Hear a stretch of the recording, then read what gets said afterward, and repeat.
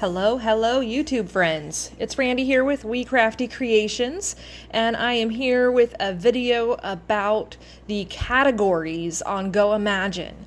There are different ways to organize your products and put them into categories, and we're going to go over. It's a little bit confusing and complex for some folks, so I just want to make sure it's clarified. I'm in my mosaic shop at the moment, and the way that customers will see my products is, first of all, the featured products will be listed here, and you can choose quite a few, but you want them in groups of 2 or 3, so you want either 2 or 3, or what I would recommend is like 6 or 12 personally, because that fills out the screen nicely. If you have 3 and someone's looking on mobile, then they're just going to see this cat, this sunflower, and this bear, and it's going to look incomplete and weird, like something's missing. So it's actually better to have 6 would be a really good number, because on desktop it's going to show 3 across, so then there'd be 2 lines of 3 across instead of 3 lines of 2 across that shows on mobile. But that's just kind of another thing, but that's something to keep in mind if you have a mosaic shop. And if somebody's in your mosaic shop and they want to see your categories, that's going to be these 3 little lines up in the corner. You click that and then it shows the categories, and then if there's a subcategory beyond that main category, there's going to be a little arrow next to it, and if there's not, like clearance and book page holders and bookmarks, they don't have a subcategory. They don't have that little arrow, and so if it has an arrow, then you can click that arrow and then you can get more specific. So the first thing was signs, and now we're in Christmas signs, fall and Halloween signs, or personalized signs, and I can click on any of these to take to a more specific screen here. Or I can click on signs instead of clicking on personalized signs or whatever that was, and then it will show all the signs that I have listed. This needs a little revamping. This wasn't a good example, but that's all right. Or if you're not on Mosaic and you're just on regular Goimagine, let me get back into my Goimagine shop. This is what it would look like if someone was shopping within Goimagine and they found my shop and they went to choose to look at my shop. And that has the featured products on it as well right here. And then there's a menu right here. It's really similar, but in a slightly different place. And then it has the same options here. The arrows just shaped differently, and the setup is a little bit different, but everything else is the same about it. So that's basically what we're talking about when we're talking about your categories within your shop. There's also categories within Goimagine.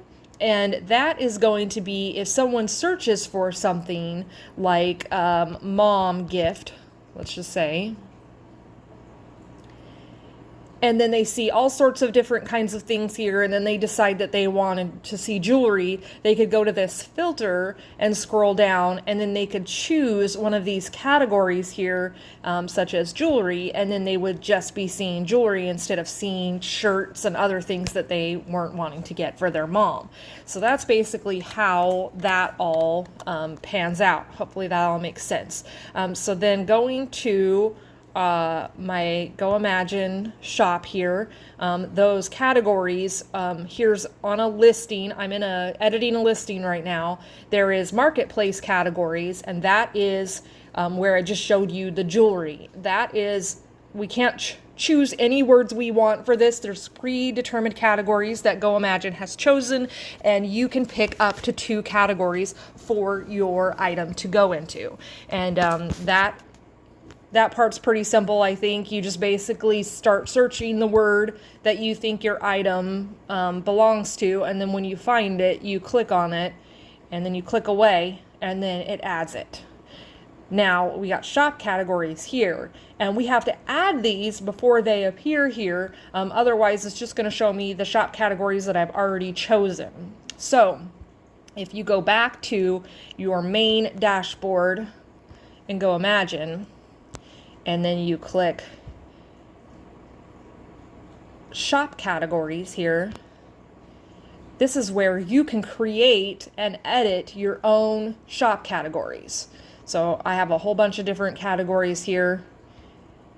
you can see them. So you can say add category, and let's say that I'm going to sell, let's just make up something. I'm going to sell socks. And then you can choose to put this under a parent category, or you can choose it on its own like this. And then if you hit save, that makes socks a main category. That's at the very bottom here. So then if I wanted to add another category and I wanted to do baby socks, add that, and then choose the parent category, or root category, maybe they call it, of socks, and then make sure it says active, save. Now, baby socks should be underneath socks. And it's kind of hard to tell from this main screen. These all look the same. You can't really tell what's under a main category or not. But if I go back to my Goimagine page,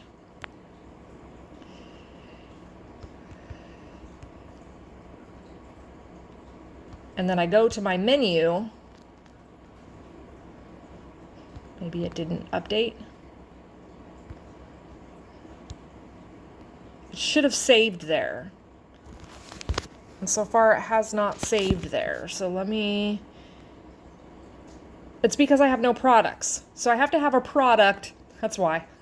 See, I'm learning while I go. So I have to have a product that I'm calling baby socks for that to show up, or under socks in general. So I go back to my product catalog, and then let me pick my frog magnets, go to edit, and then I'm going to decide that frog magnets are baby socks.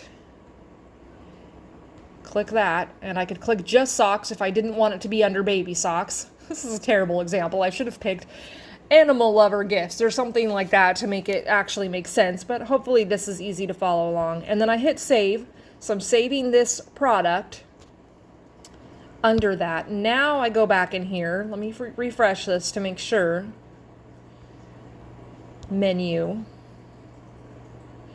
And then see socks. It's right down here. It's kind of weird how there's a space right there. I think it's because book page holders and bookmarks is so long that it should technically take up 2 spaces.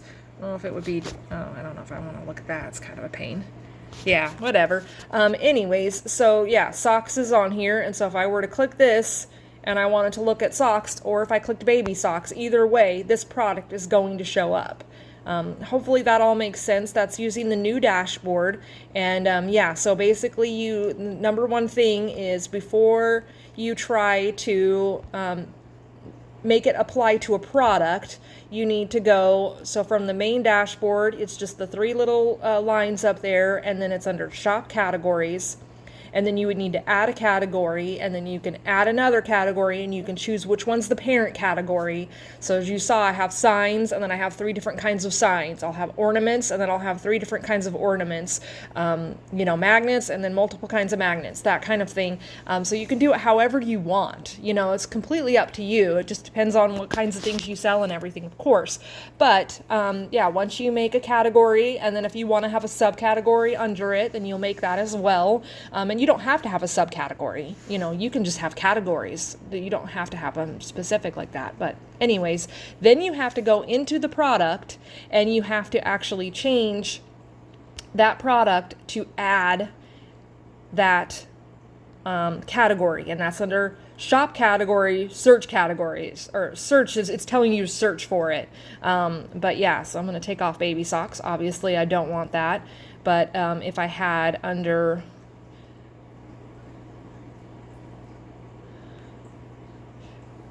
So I just have under magnets. But if I had animal magnets, then I would choose that, which I might do at some point. But yeah, you can basically erase and add your different categories there, and then just make sure you hit save when you're done, and then make sure you refresh when you're looking at your shop, and it should show up there. And that should be pretty much all that you need to know to add categories. But if anybody comes up with any questions, feel free to put them in the comments, and I will definitely get to them and make future videos if there's more detail that needs to be in there for this, or if there's another little thing about doing something on Goimagine that you haven't figured out yet, I can make a quick little mini video about it. If you found this helpful, make sure to give me a thumbs up. If you aren't already subscribed, make sure to subscribe to the channel, and we'll be back soon.